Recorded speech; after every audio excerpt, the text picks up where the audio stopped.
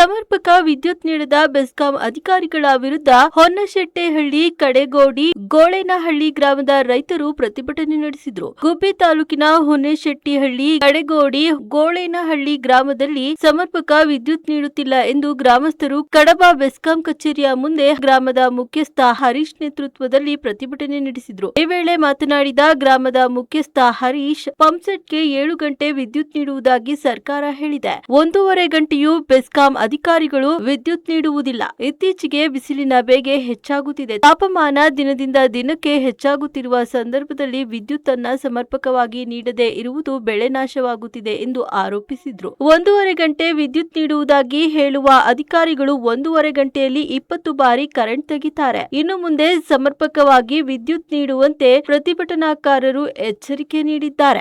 ಈ ವೇಳೆ ಗ್ರಾಮದ ಧರ್ಮೇಗೌಡ ಮಾತನಾಡಿ, ದಿನಕ್ಕೆ 7 ಗಂಟೆ ವಿದ್ಯುತ್ ನೀಡುವುದಾಗಿ ಹೇಳಿದ್ದು ದಿನಕ್ಕೆ 1 ಗಂಟೆಯೂ ಸಮರ್ಪಕವಾಗಿ ನೀಡುತ್ತಿಲ್ಲ. ಈ ಬಗ್ಗೆ ಅಧಿಕಾರಿಗಳು ಸಮರ್ಪಕ ವಿದ್ಯುತ್ ಕೊಡಲು ಸ್ಟೇಷನ್ ನಲ್ಲಿ ಸಾಕಾಗುತ್ತಿಲ್ಲ ಎಂದು ಹೇಳುತ್ತಾರೆ. ಹಾಗಾಗಿ ಜನಪ್ರತಿನಿಧಿಗಳು ಈ ಬಗ್ಗೆ ಗಮನ ಹರಿಸುವಂತೆ ಒತ್ತಾಯಿಸಿದ್ದಾರೆ. ಇನ್ನು ಈ ಪ್ರತಿಭಟನೆಯಲ್ಲಿ ರೈತ ಕಡಬ ಕೆಇಬಿ ಆಫೀಸ್ ಮುಂದೆಗಡೆ ಕಡಬ ವಿದ್ಯುತ್ ಕಾರ್ಯಾಗಾರದ ಸಮಸ್ಯೆ ಬಗ್ಗೆ ಕಡಬ ಎಡಬ್ಲ್ಯೂ ಮತ್ತು ಕಡಬ SO ಮತ್ತು ನಿಟ್ಟೂರು ಎಡಬ್ಲ್ಯೂನ ಭೇಟಿ ಮಾಡಿ ಇವತ್ತು ಪ್ರತಿಭಟನೆ ಮಾಡಬೇಕು ಅಂತ ರೈತರೆಲ್ಲ ಬಂದಿದ್ವಿ.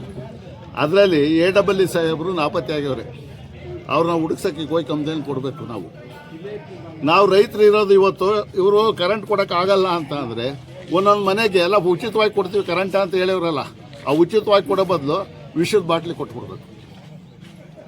ನಾವು ಎಲ್ಲ ನೋಡಿ ನೋಡಿ ನೋಡಿ ಸಾಕಾಗೋಯ್ತೆ. ಕೂಡ ಕರೆಂಟು ನೆಮ್ಮದಿಯಾಗಿ ಕೊಡಲ್ಲ ಅಂತಂದ್ರೆ ಅಲ್ಲಿ ಅವ್ರು ಬಡ್ಕಂತಾರೆ. ನಾವು 7 ಗಂಟೆ ಕರೆಂಟ್ ಕೊಡ್ತೀವಿ, 7 ಗಂಟೆ ಕರೆಂಟ್ ಕೊಡ್ತೀವಿ ಅಂತ ಕೊಡೋದು 3 ಗಂಟೆ ಕರೆಂಟಲ್ಲಿ 3 ಸರಿ ಟ್ರಿಪ್ ಮಾಡ್ತಾರೆ. ಆ ಟ್ರಿಪ್ ಆದ ಕರೆಂಟ್ನ ಮತ್ತೆ ಕೊಡಲ್ಲ. ಅದರಿಂದ ಈ ಸಮಸ್ಯೆನ ಬಗೆಹರಿಸ್ಬೇಕು ಬೇಗ. ಎಡಬ್ಲ್ಯೂ ಬರಬೇಕು.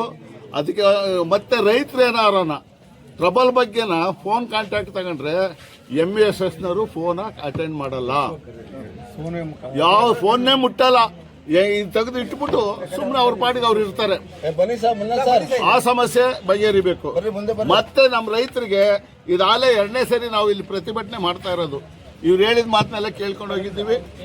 ಕೇಳಿ ಸಾಕಾಗೈತೆ. ನಮಗೆ ಕರೆಂಟ್ ಬೇಕಷ್ಟೇ, ಇನ್ನೇನು ಬೇಡ.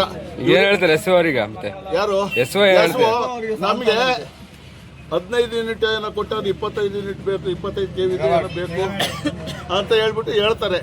ನಾವು ಕೊಡೋಣ ಅಲ್ಲ. ಅದನ್ನ ಸರ್ಕಾರದವ್ರ ಹತ್ರ ಅವ್ರು ತಗೋಬೇಕು, ಸರ್ಕಾರದವ್ರು ಕೊಡಬೇಕು.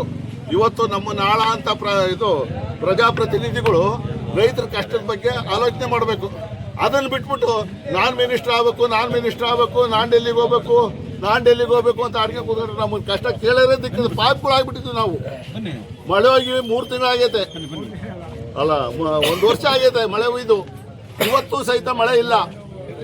ಇವತ್ತು ಈ ಮಳೆ ಇದ್ರೆ ಇನ್ನೊಂದು 15 ದಿವಸ ಮಳೆ ಇಲ್ಲ ಅಂತಂದ್ರೆ ನಮ್ಮ ನಾಯಿ ಪಾಡಿಗೂ ಕಡೆಯಾಗಿ ಹೋಗ್ತೈತೆ.